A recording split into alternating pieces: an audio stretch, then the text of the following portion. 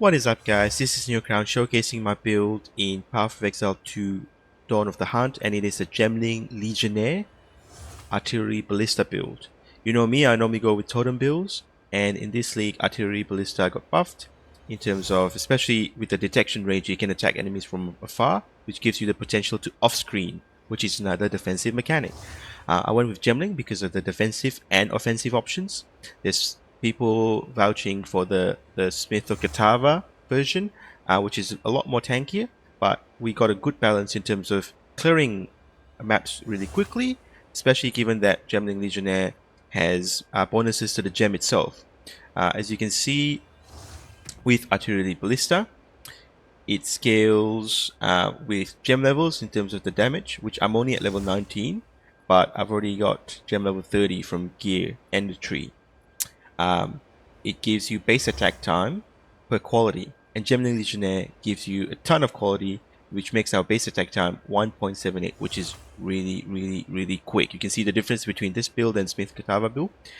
And also there's a bit of quality of life. We're converting costs of skills to life instead of mana, so we're running blood magic, so our cost is 0 in terms of mana, but we spend life. But the issue with this is that as the higher gem levels you go in terms of scaling damage, the cost of life goes up massively. 255. Now this is mitigated by less cost of skills here, 30% less. So without this, it would cost, I think, 400 something. We can scale that even further if we go inspiration. And you can see it drops even further to 179.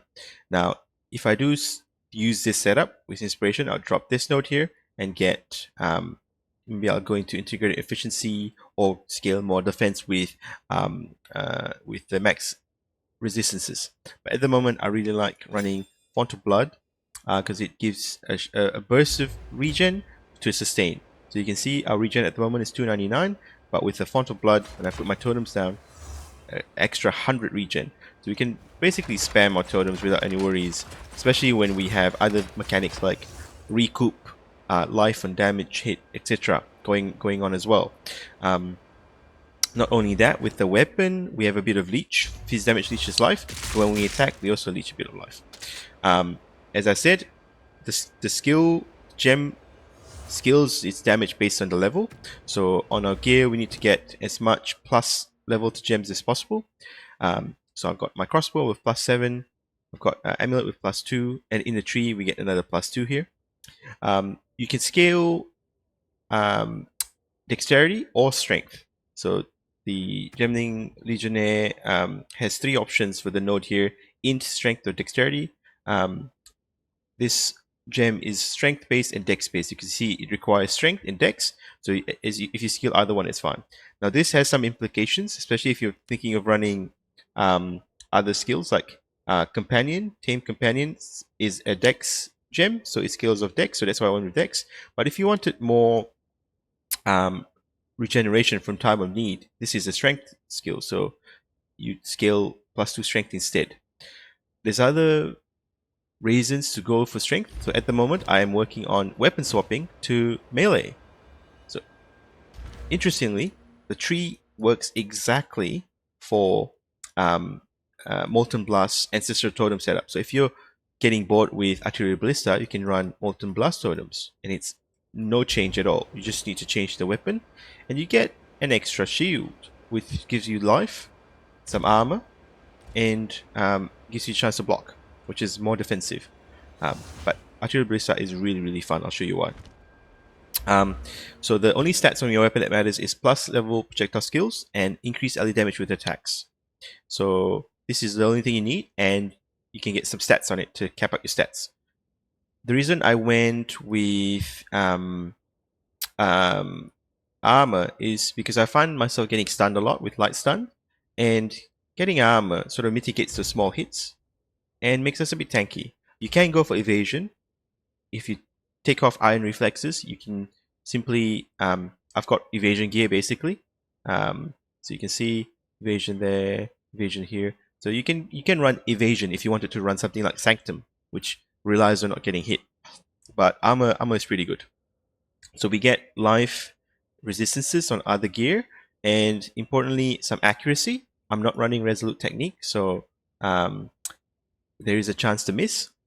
And I am running Blue Flame. So there's versions of the build which go with Lightning conversion, cold conversion, and just staying as fire. I find that chilling and freezing is another defensive mechanic.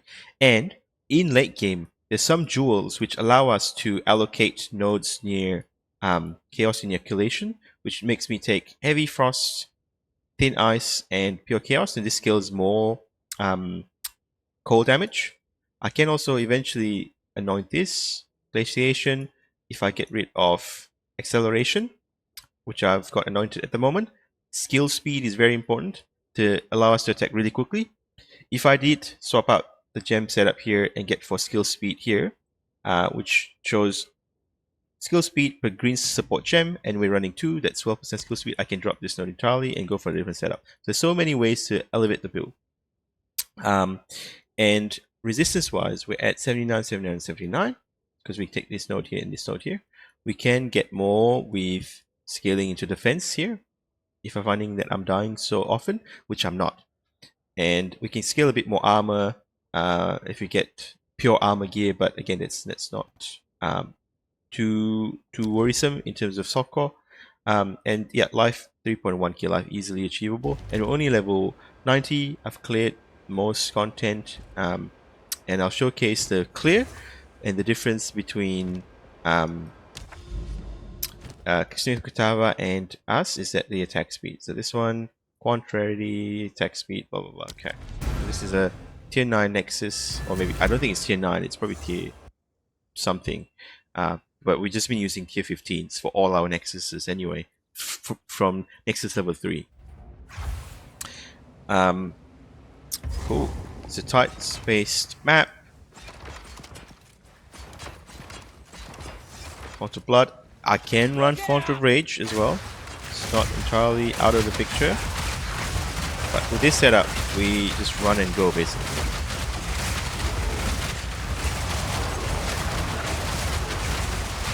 See how fast we're attacking? And the res are no issue either. But not me attacking, but the totems. You can see how fast the totems are hitting things. And we can tank hits, no issues. It's a rare.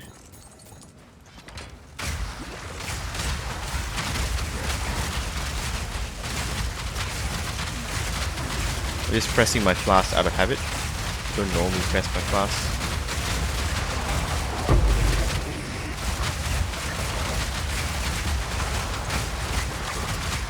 Oh yeah, I forgot this is beyond with the corruption. So get a few more monsters spawning. And yeah, freezing means yeah, we don't even see monster mechanics most of the time. Now people are scaling AoE with the magnified effect. I've got enough AoE on the tree. This doesn't matter. We're killing everything. You can see the explosions. They overlap anyway. We don't actually need magnified AoE. I can show you what magnified AoE looks like, but we 100% do not need it. It's just more FPS drop. Like, I mean, you can see. And the beauty with Gemling is that we can swap our Gemlings around. So you see, it's costing a lot more now. And I don't have the Font of Blood to regenerate our HP. It's feasible, but doesn't feel as good. I prefer the Font of Blood in this setup.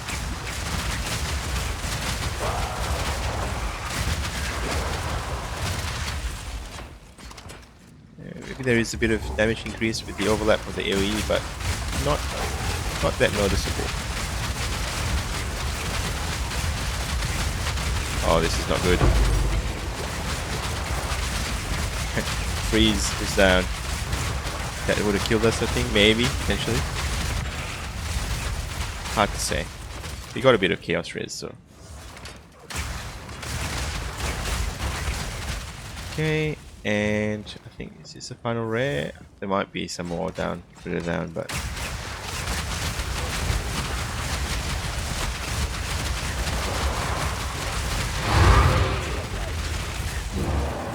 yeah, this was the final rare. No, it's a different boss. It used to be the Eater of something.